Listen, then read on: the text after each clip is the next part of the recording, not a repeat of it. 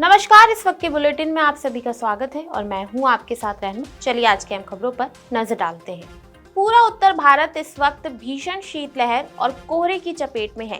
वहीं मौसम विभाग ने पंजाब, हरियाणा, दिल्ली, उत्तर प्रदेश और उत्तराखंड में ऐसे ही घना कोहरा छाए रहने की संभावना जताई है, जिसकी वजह से जीवन अस्त व्यस्त है। सुबह के समय कई जगह हालात बेहद गंभीर रहे।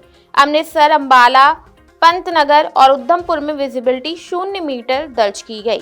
लुधियाना, हिसार, करनाल और भिवानी में दृश्यता 20 मीटर से भी कम रही। ओडिशा के राउरकेला में भी घना कोहरा रहा, जहां विजिबिलिटी करीब 100 मीटर दर्ज की गई है। घने कोहरे के कारण सड़क, रेल और हवाई सेवाओं पर भारी असर पड़ा है। कई ट्रेनों और फ्लाइट्स में देरी दर्ज की गई है। IMD के अनुसार पंजाब और हरियाणा के कई हिस्सों में कोल्ड वेव से लेकर सीवियर कोल्ड वेव की स्थिति बनी हुई है। उत्तराखंड के कुछ इलाकों में कोल्ड डे की स्थिति के साथ जमीन पर पाला भी दर्ज किया गया। जम्मू कश्मीर, लद्दाख और हिमाचल प्रदेश के कई इलाकों में न्यूनतम तापमान 0 से नीचे चला गया है। पंजाब, हरियाणा, दिल्ली, राजस्थान और पश्चिमी यूपी के कई हिस्सों में न्यूनतम तापमान 1 डिग्री सेल्सियस से 5 डिग्री सेल्सियस के बीच रहा है। पूरे उत्तर पश्चिम भारत में तापमान सामान्य से 3 डिग्री सेल्सियस से 6 डिग्री सेल्सियस तक नीचे बना हुआ है। बता दें, मौसम विभाग का कहना है कि गुरुवार से दिल्ली, NCR समेत उत्तर पश्चिम भारत के मैदानी इलाकों में इस नए पश्चिमी विक्षोभ का असर दिखेगा। 19 जनवरी तक आसमान में आंशिक बादलों की आवाजाही बनी रहेगी और इस दौरान तापमान में हल्की बढ़ोतरी भी दर्ज की जा सकती है। हालांकि अगले कुछ दिनों तक उत्तर भारत के कई हिस्सों में घना कोहरा और ठंड का प्रकोप जारी रहने की चेतावनी दी गई है। आज देश भर में मकर संक्रांति की धूम दिखाई दे रही है। कड़ाके की ठंड पर आस्था भारी पड़ रही है।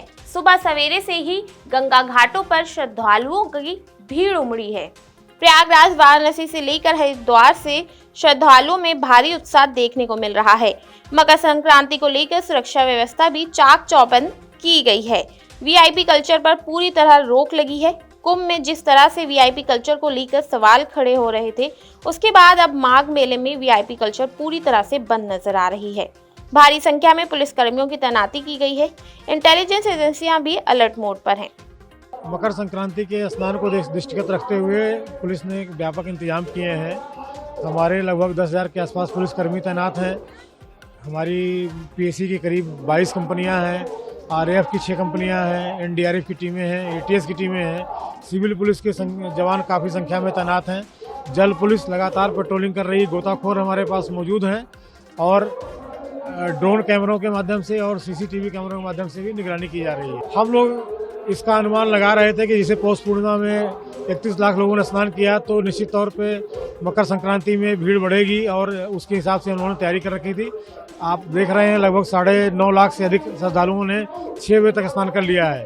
उम्मीद है कि कल शाम तक ये संख्या लगभग 1 से 1.5 करोड़ के बीच में जाएगी। पूरी तैयारी है और सुरक्षित स्नान कराया जा रहा है। जम्मू कश्मीर के राजौरी जिले में LOC के पास एक बार फिर से संदिग्ध पाकिस्तानी ड्रोन दिखाई दिया है, जिसके बाद भारतीय सेना ने फायरिंग कर दी। सेना के सूत्रों के मुताबिक ये ड्रोन नियमित निगरानी के दौरान मंडराते हुए नजर आए। फायरिंग के बाद ड्रोन पाकिस्तान अधिकृत कश्मीर POK की ओर लौट गए। वहीं रक्षा सूत्रों के हवालों से बताया गया कि शाम करीब 7 बजे ड्रोन राजौरी के चिंगुस इलाके के डुंगा गाला क्षेत्र में भारतीय सीमा में घुसे। सेना ने एंटी ड्रोन सिस्टम एक्टिव किया तो गायब हो गए।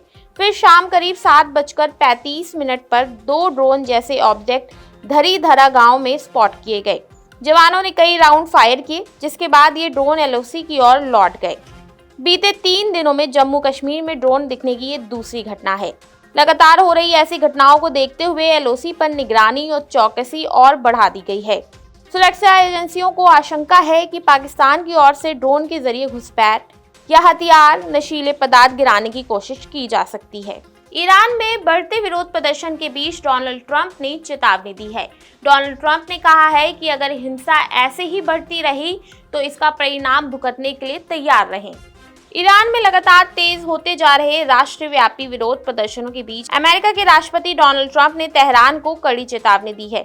उन्होंने कहा है कि अगर ईरानी सरकार अपने ही नागरिकों के खिलाफ हिंसक कार्रवाई जारी रखती है तो उसे गंभीर परिणाम भुगतने होंगे। डेट्रॉइट में एक कार्यक्रम के बाद पत्रकारों से बात करते हुए ट्रंप ने कहा कि अमेरिका ईरान की स्थिति पर बारीकी से नजर रखे हुआ है, खास तौर पर उन रिपोर्टों पर जिनमें प्रदर्शनकारियों की हत्याओं और कथित फांसी की बात कही जा रही है।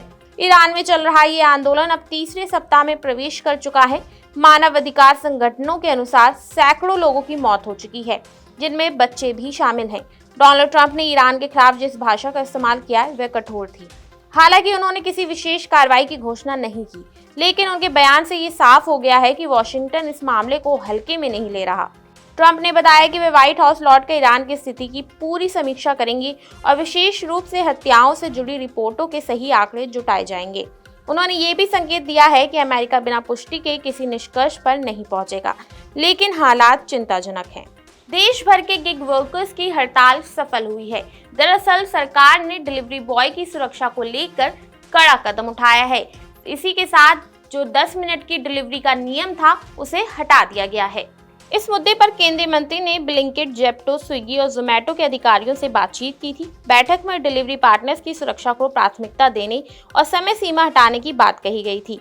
सरकार ने कंपनियों को स्पष्ट संदेश दिया कि तेज डिलीवरी के दबाव में डिलीवरी बॉय की जान जोखिम में नहीं पड़नी चाहिए। दरअसल 10 मिनट की टाइम लिमिट के चलते डिलीवरी बॉय पर तेज डिलीवरी का दबाव बढ़ रहा था। सड़क हादसों और सुरक्षा जोखिमों की आशंका बनी हुई थी। इसे लेकर 31 दिसंबर की रात गिग वर्कर्स ने हड़ताल भी की थी।